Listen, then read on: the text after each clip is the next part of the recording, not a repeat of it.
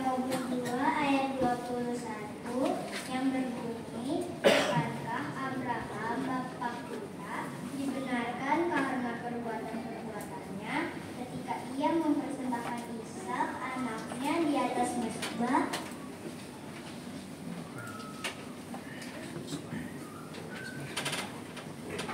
Dan untuk menyambut khotbah, kami nyanyikan lagu Syiar nomor 251 ayat 2.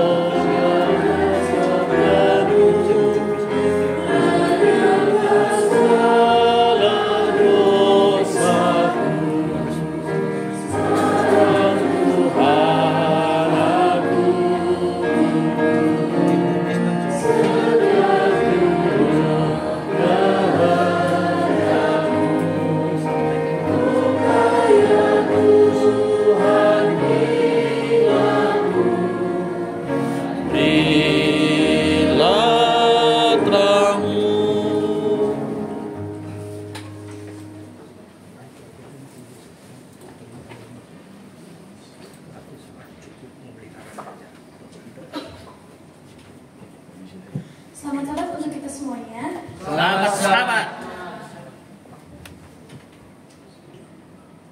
Selamat sabat untuk orang tua kami yang ada di Jemaat Pondok Gede. Selamat sabat.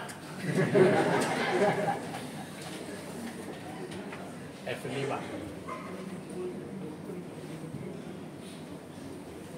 Tuhan, F5 dia. F5. Oh, dah ibu bawa hujan.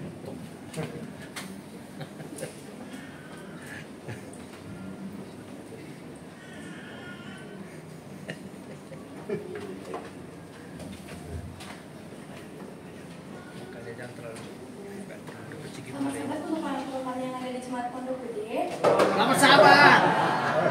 Selamat sabat untuk anggota sekolah sahabat dan para tamu yang datang berbakti di Jemaat Pondok Gede. Selamat sabat. Selamat sabat juga bagi semua anak-anak yang berbahagia pada sabat ke-13 ini. Saya sampaikan terima kasih kepada Gembala Jemaat yang baik, Opo Pendeta Agus Sagala yang sudah memberikan jadwal khotbah sahabat ke-13 kepada sekolah sahabat anak-anak. Saya sampaikan juga terima kasih kepada majelis dan para peratur jemaat yang selalu mendukung program SSA. Kepada guru kelas SSA yang sudah sabar membimbing kami selama 13 sahabat ini. Saya sampaikan terima kasih juga kepada kakak-kakak dari Pemudi Advent Pondok Gede yang rutin membawakan sermonet bagi kami anak-anak ini, apalagi jika mendapat bonus camilan. Saya sampaikan juga terima kasih kepada semua bapak-bapak yang sudah mengantarkan anaknya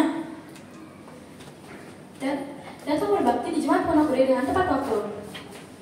Saya sampaikan terima kasih kepada Bapak H. Panjaitan, Ketua Lapet yang mengkoordinir ketersediaan makanan setelah makan siangnya dan mengkoordinir kebersihan kerja ini. Saya sampaikan juga terima kasih kepada yang membawakan lagu pujian tadi, Nantolang Kartika Ataupah dan William Sedimarima. Saya sampaikan terima kasih kepada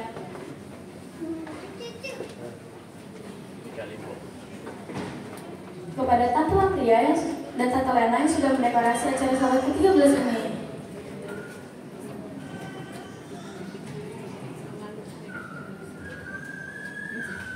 Sebelum memulai khotbah saya, alangkah baiknya kita berdoa. Tuhan Yesus, Aku ingin memulai khotbah ini, ya Tuhan, berkati kami semua, buka telinga kami agar dapat mendengarkan ini. Hendaklah Roh Kudus melalui di sini untuk menjaga kami semua. Dalam nama Yesus, amin.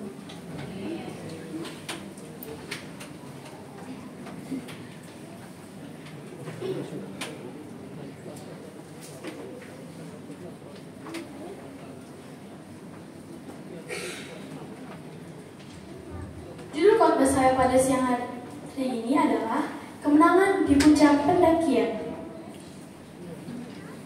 kita bahas sedikit tentang kemenangan. Kemenangan adalah pencapaian dan hasil akhir dari sebuah target atau rencana yang didapat dari proses perjuangan yang mengorbankan perasaan, air mata, keringat, bahkan tetesan darah. Lalu kita bahas sedikit tentang puncak. Puncak adalah tempat tertinggi yang diinginkan kebanyakan manusia, namun hanya sedikit orang yang sampai puncak. Banyak orang percaya di puncak adalah tempat yang enak, nyaman, dan tentram karena tidak banyak orang di sana. Sekarang kita bahas tentang pendakian.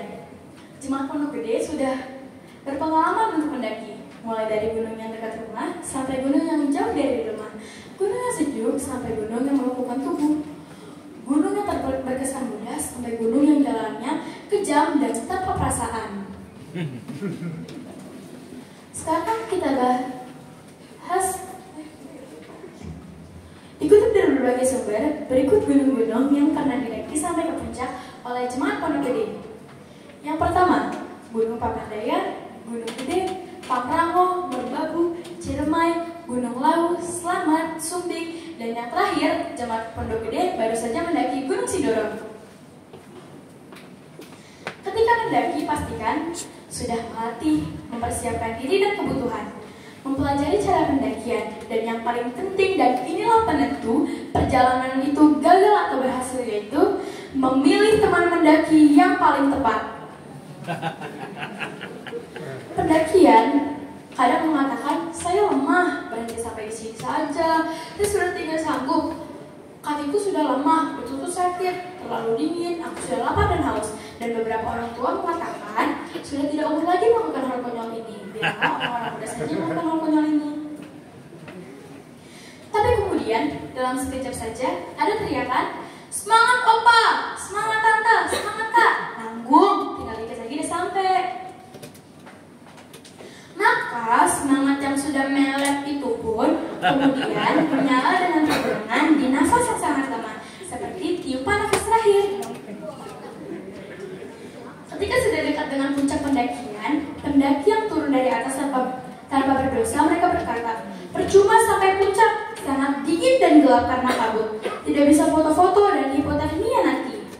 Dan suara iblis berbicara mirip-mirip seperti ajakan ini. Maka dalam sekejap saja, pendaki yang lelah dan hampir putus asa itu memilih menyerah saja.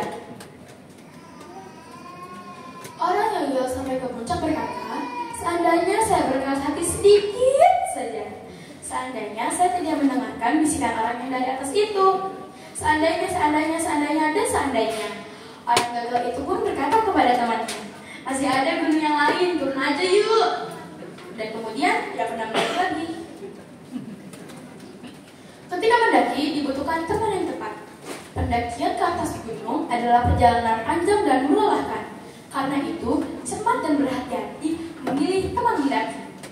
Teman bisa menjadi pemberi semangat dan juga penolong. Teman bisa juga menjadi penghalang untuk menuju ke puncak. Orang-orang lemah secara fisik, namun berjalan bersama dengan Tuhan, bisa sampai ke puncak kemenangan karena berlatih dengan tekun, memiliki tekad dan niat yang tinggi bersama orang yang tepat. Kemenangan di puncak pendakian adalah proses keluar dari zona nyaman, proses melawan ketakutan diri. Kemenangan di puncak pendakian adalah proses melawan diri sendiri, proses menahan rasa sakit walau harus menangis, proses mempersiapkan diri untuk berjalan jauh, proses memilih mundur atau melanjutkan. Kemenangan di puncak pendakian adalah proses harus menyerah kepada sang pemilik kehidupan ini.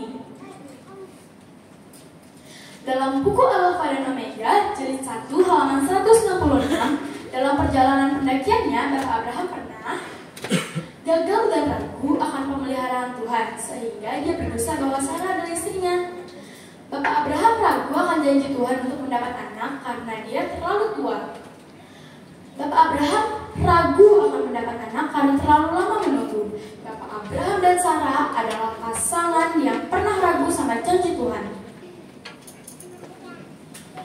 Dalam perjalanan pendakian imannya, Bapak Abraham adalah pasangan yang rumit di masa tua, gagal membuat rumah tangga yang damai dan bahagia dan harus menderita ketika Sarah meminta Abraham mengusir Ismail, anak yang sangat dikasihinya. Perjalanan iman Bapak Abraham sangatlah jauh dari kata sempurna, sehingga Tuhan menyediakan jalur pendakian iman yang singkat dan terjal untuk menuju puncak agar Bapak Abraham, Sarah dan Ishak menjadi pemenang. Dan inilah pendakian iman terberat yang pernah dihadapi manusia sepanjang sejarah bumi diciptakan. Di usia tua, 120 tahun, Bapak Abraham diuji untuk menjadi seorang dengan gelar dan pangkat Bapak orang percaya. Bapak Abraham diuji untuk menjadi seorang pemenang sekaligus penerima gelar tertinggi bagi seorang pendaki iman. Bapak Abraham seakan dipaksa Tuhan. Kakinya yang lemah dan lututnya yang goyah itu ketika melangkah sudah terhuyung-huyung menuju ke liang kubur, harus mendaki lagi ke atas gunung dengan perjalanan 3 hari lamanya. Ada beban yang menekan di hati, di pikiran, di mata, dan di pundaknya. Pendakian ini terasa berat karena Bapak Abraham harus keluar dari kenyamanan. Diuji ketika sedang makmur dan kaya, memiliki ribuan domba dan ternak, sedang menikmati kebersamaan dengan Ishak dan Sarah. Bapak Abraham adalah orang yang terhormat, ternama, dan sempurna secara pandangan manusia. Bapak Abraham adalah seorang penghulu yang gagah perkasa dengan pasukan perang. Bapak Abraham memiliki ratusan hamba dan kemah yang nyaman. Mereka semua tunduk kepada Bapak Abraham. Kalaulah perintah ini diberikan di saat Bapak Abraham miskin, muda, dan punya banyak anak, mungkin tidak seberat saat ini. Namun ujian itu datang di saat masa sedang posisi di puncak kenikmatan dunia. Kalau Tuhan meminta puluhan hambanya untuk dikorbankan, bahkan semua miliknya diambil Tuhan, seperti pengalaman Ayub, itu lebih mudah daripada harus mengorbankan Ishak. Bapak Abraham saatnya menerima perintah pendakian, perintah Tuhan yang sangat menyayat hati seorang ayah. Kejadian 22 ayat 2, firman-Nya, ambillah anakmu yang tunggal itu, yang engkau kasihi, yakni Ishak. Pergilah ke tanah Moria dan persembahkanlah dia di sana sebagai korban bakaran pada salah satu gunung yang akan kukatakan kepadamu. Perintah Tuhan sangat jelas menyebutkan anaknya harus Ishak, bukan anak yang lain tetapi harus Ishak. Anak yang membawa terang di tengah keluarga, Ishak anak yang membawa penghiburan di masa tua, dan Ishak anak yang ditetapkan sebagai ahli waris. Yang paling menyayat hati seorang Bapak Abraham adalah tangannya sendiri yang harus melakukannya. Dan itu adalah perintah dari memberi janji itu sendiri. Tuhan yang Bapak Abraham percayai seumur hidupnya. Dalam buku Alfa dan Omega, jilid 1 halaman 150 menuliskan, setan ada di samping untuk membisikkan kepadanya bahwa ia pasti tertipu karena hukum Allah perintahkan jangan membunuh, dan Allah tidak akan menuntut sesuatu hal yang pernah dilarangnya. Seorang pendaki padang lama itu memandang ke langit yang tenang dan cerah tak berawan. Dia mengingat janji Tuhan 25 tahun lalu sebelum Ishak dilahirkan, bahwa benihnya akan seperti bintang-bintang yang tak terhitung jumlahnya. Jika perjanjian ini akan digenapi melalui Ishak, bagaimana mungkin ia harus dibunuh? Dalam lamunan Bapak Abraham mulai ragu. Dalam heningnya malam itu, Bapak Abraham segera bertelut sambil menangis dengan sedih. Dia belum pernah berdoa seperti malam ini. Dia pergi ke tempat di mana Abraham pernah bertemu dengan para malaikat.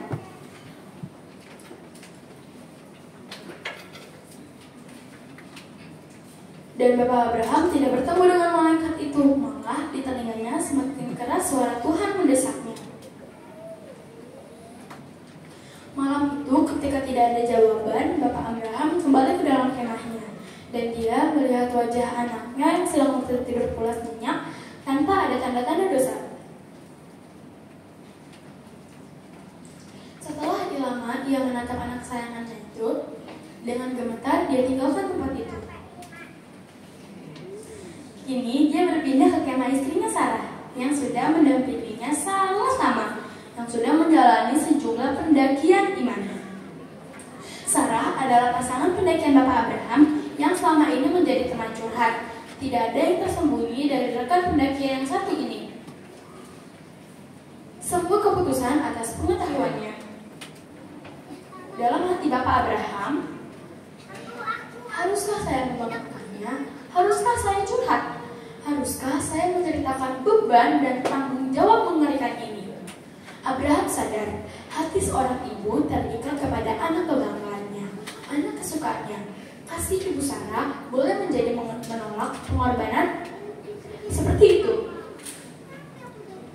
Abraham mengingat kalau istrinya pernah memberi nasihat, dan itu bukan saran yang bagus, malah saran yang merusak rencana Tuhan. Dan sekali lagi, ini adalah perintah Tuhan. Kalau meminta nasihat dari istrinya Sarah, pasti Ishak tidak akan dilepaskan dan diizinkan pergi. Abraham pernah mengikuti nasihat istrinya Sarah untuk mengambil Hagar menjadi istri keduanya. Dan Bapak Abraham menurut saja karena Sarah ingin mempermudah urusan Tuhan. Namun, ketika rencana Tuhan terkabul melalui Ishak, maka Abraham mengusir Ismail karena perintah istrinya. Keputusan Sarah istrinya membuat Abraham menderita karena harus mengusir anaknya keluar dari rumah. Inilah mengapa ayah saya seringkali tidak meminta saran bunda saya, karena pasti tidak diizinkan. Apakah bapak-bapak pondok gede yang seperti ayah saya juga? Bukannya membangunkan dan meminta pendapat istrinya, Sarah, malah Bapak Abraham membangunkan anaknya yang sedang tertidur lelap. Bapak Abraham menceritakan kepada Ishak perintah untuk mempersembahkan korban di atas sebuah gunung yang sangat jauh. Bagi Ishak, seorang anak yang penurut, seorang anak yang biasa mengikuti perintah bapaknya, seorang anak yang satu passion dengan bapaknya, ini adalah hal yang biasa. Dalam buku Alfa dan Omega jilid 1 halaman 169 mencatat, Ishaklah yang mengapak kayu untuk membakar korban itu. Ishak yang mempersiapkan keledainya. Ishak memastikan semua perlengkapan sudah dinaikkan ke atas keledai. Sikap seorang Ishak. Sikap seorang Ishak adalah sikap seorang anak yang menurut kepada orang tua. Seorang anak yang paham perintah orang tua. Seorang anak yang mau disuruh orang tua. Seorang anak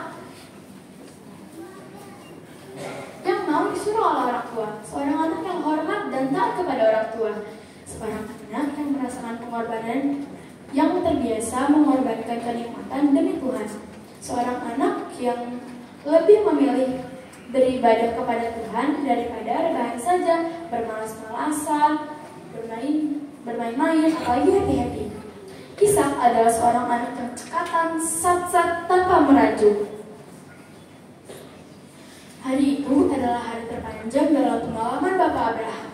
Ketika di perjalanan sedang tidur di kemah di malam hari, Bapak Abraham masih berdoa dengan khusyuk, berharap malaikat Tuhan datang dan berkata, ini sudah cukup, pulanglah.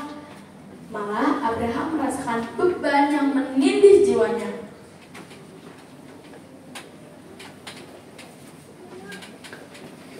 Bukannya mendengar malaikat Tuhan datang, malah Abraham dengan jelas mendengar suara setan membisikkan kebimbangan dan tidak percaya dengan perintah Tuhan. Bisikan itu mirip dengan suara yang turun dari Gunung Sindoro. Suara abang-abang yang harusnya tak perlu saya ikuti. Dan akhirnya saudara-saudara, saya yang sudah lelah ini mendengarkan ajakan itu. Akhirnya saya menjadi orang gagal dan tidak memiliki foto-foto indah seperti Tante Yumi, Ibu Pendeta, Tante Vera, dan lain-lain. Saya juga tidak dapat masuk dalam foto-foto orang yang ada di puncak. Segumpal awan kemuliaan terlihat pada hari ketiga menaungi Gunung Moria. Dalam hati dia berkata, saya dengar itu suara Tuhanku dari surga. Abraham tidak bertanya apapun. Ia tidak meminta jawaban malaikat lagi. Abraham menguatkan hatinya. Abraham membulatkan kepercayaannya kepada Tuhannya. Abraham tahu pemberi berhak mengambil miliknya kembali dan tentu akan memberikannya lagi kepada saya melebihi yang telah diambilnya. Keturunanku akan seperti bintang-bintang dari anakku Ishak. Tak terhitung banyaknya keturunanku melalui Ishak seperti pasir di laut. Ishak adalah anak mukjizat. Kuasa Tuhan akan sanggup mengembalikan nyawanya. Kini Abraham meninggalkan 2 porter yang sudah 3 hari mendampingi mereka. Abraham mau, biarlah hanya Tuhan saja yang melihat perpisahannya dengan anak kesayangannya itu. Kejadian 22 ayat 6, lalu Abraham mengambil kayu untuk korban bakaran itu dan memikulkannya ke atas bahu Ishak anaknya, sedang di tangannya di bawah api dan pisau. Demikianlah keduanya jalan bersama-sama. Sesampainya di titik yang ditentukan, Abraham menunjuk Ishaklah sebagai korban bakarannya. Abraham mengucapkan kata-kata perpisahan dan itu tidak perlu lama-lama. Abraham menunjukkan kasih sayangnya yang sangat besar melalui tangisannya. Sambil mengikat tangan pemuda itu, dia mencium anaknya untuk yang terakhir kalinya. Sedang semua ini terjadi, Tuhan bekerja dengan caranya. Abraham adalah manusia biasa, nafsu dan sifat-sifatnya sama seperti kita. Dalam kemanusiaan seperti kita, Bapak Abraham punya kesempatan 3 hari dengan sejumlah alasan yang bisa diterima secara manusia. Alasan sebagai pembunuh bisa dipakai untuk menolak perintah ini. Saya sudah tua ya Tuhan, tidak bisa mendaki lagi. Ishak kan ahli waris dalam perjanjian. Bagaimana janji Tuhan itu digenapi? Abraham bisa menolak dan berkata, istri saya tidak setuju Ishak tidak mau dikorbankan. Tuhan, buat anak yang lain saja yang menjadi korban. Jangan Ishak, yang lain saja. Akhirnya, Abraham dan Ishak menjadi pemenang di puncak pendakian. Karena Abraham dan Ishak adalah pribadi, partner, pasangan, atau rekan sebagai pemenang di puncak pendakian iman. Manusia yang pernah jatuh dalam pendakian iman itu kini bisa menjadi pemenang yang dikagumi jagat raya. Bapak Abraham sudah meninggalkan Tuhan, sudah mengenalkan Tuhan secara nyata dalam kehidupan Ishak.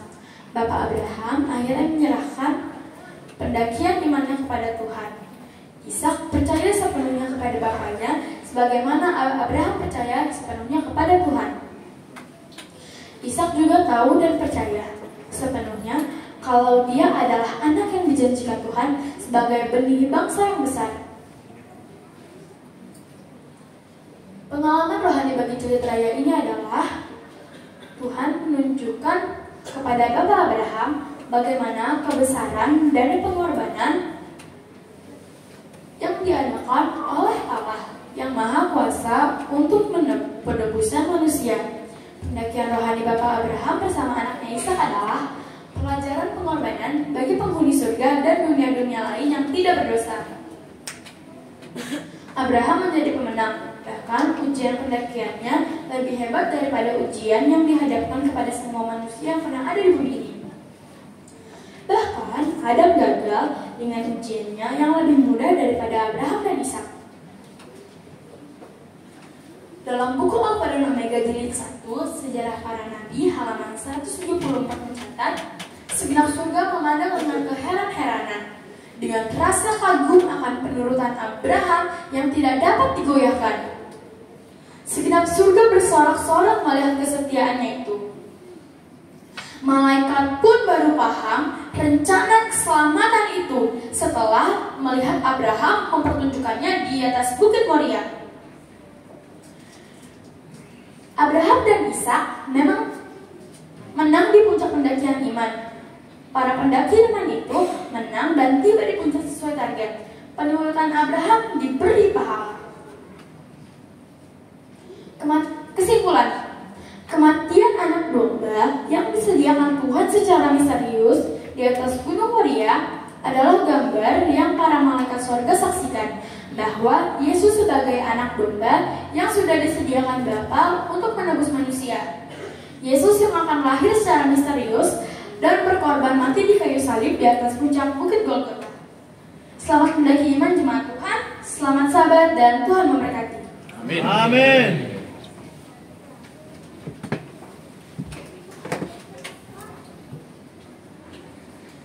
kasih kepada Hana Silaem, bagus sekali ya. Judulnya Kemenangan di Puncak Pendakian. Tadi jemaat sudah menyaksikan banyak foto-foto indah, foto-foto bagus ya, luar biasa. Kalau ingin punya foto-foto indah dan foto-foto bagus seperti itu, mengikuti jejak Hana. Katanya jemaat Pondok Gede akan naik gunung lagi ya, tapi masih dirahasiakan nama gunungnya ya. Jadi silakan ya jemaat Pondok Gede untuk ikut lagi dan bisa merasakan bagaimana tadi ya khotbahnya Hana, kemenangan di puncak pendakian. Sahabat, hari ini tema dari sekolah sahabat anak-anak adalah Walking with Jesus. Biarlah kita di dalam pendakian iman kita selalu berjalan bersama Yesus. Kita akan menutup rangkaian ibadah kita dengan lagu Sion nomor 232. Lagu Sion nomor 232 di tempat yang lebih tinggi.